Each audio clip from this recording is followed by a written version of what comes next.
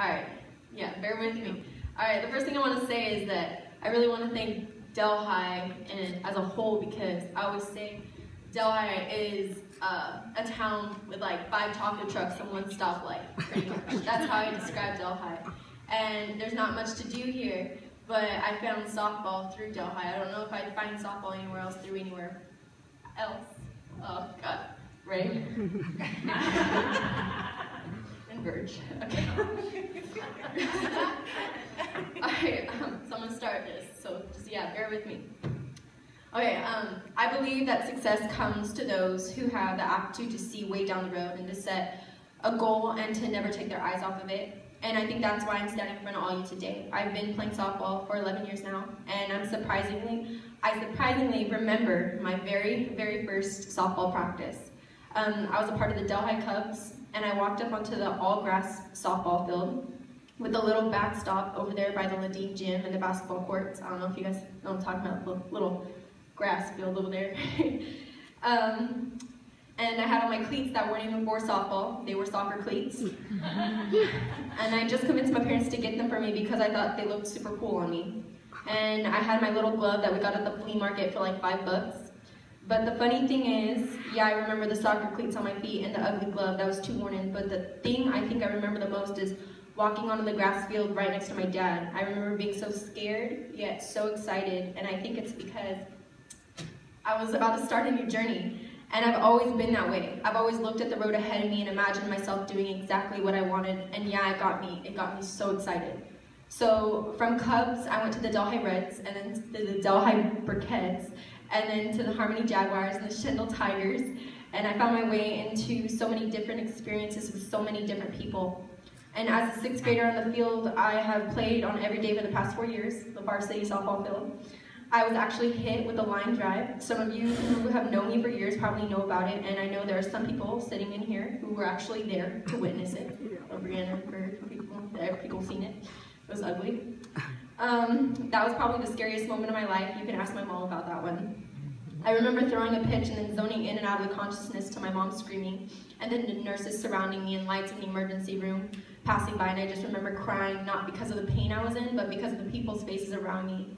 I didn't know what was going on, and everyone looked at me with faces of concern and fear, even the nurses. And I remember waking up and seeing my mom right by my bedside, right there, and she didn't leave me once. And I asked what happened, and all I could say was, dang, that was a really good hit. And believe it or not, I really truly believe that moment I threw the ball in the center of the plate and it came back at lightning speed and smacked me in the noggin, I think that's the moment I fell in love with the game. The moment I was able to stand up and walk with the monitor and my parents to the bathroom and look into the mirror and see why people looked at me with faces of concern and fear, I think that's the moment I fell in love with the game. Okay. And I have a battle scar, and whenever I down myself, I just reach up and rub my head, and I feel that little dent above my eyebrow, and I remember the passion and that love I have for it all. And since then, I've been a part of multiple gold teams, travel organizations. I've been a 4-year varsity player, been a 2-time first-team All-State pitcher, California strikeout leader my sophomore year, won national championships, and now striving for my 750th career strikeout for high school.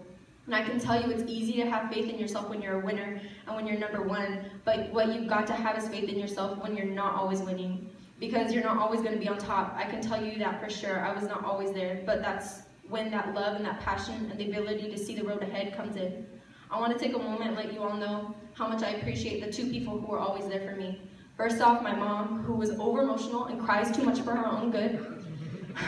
Way too much. But was always the person I could go to when I had bad practice, when I was mad at myself for not hitting my spots. She drove thousands of miles to bring me to my games. She's been to LA and back countless times.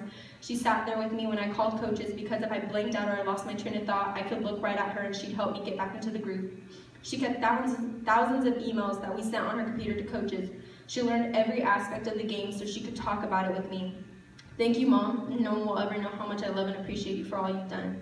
And to my dad, I've hit him a couple times, to say the least. A couple months ago, I was pitching to him and actually gave him a black eye. And the thing is, that's not the first black eye I've given him from pitching. He's gone to my practices and games with 2 hours of sleep, coming back from a 40-hour shift. He's had to listen to me complain and whine and get mad at him like any good dad would do.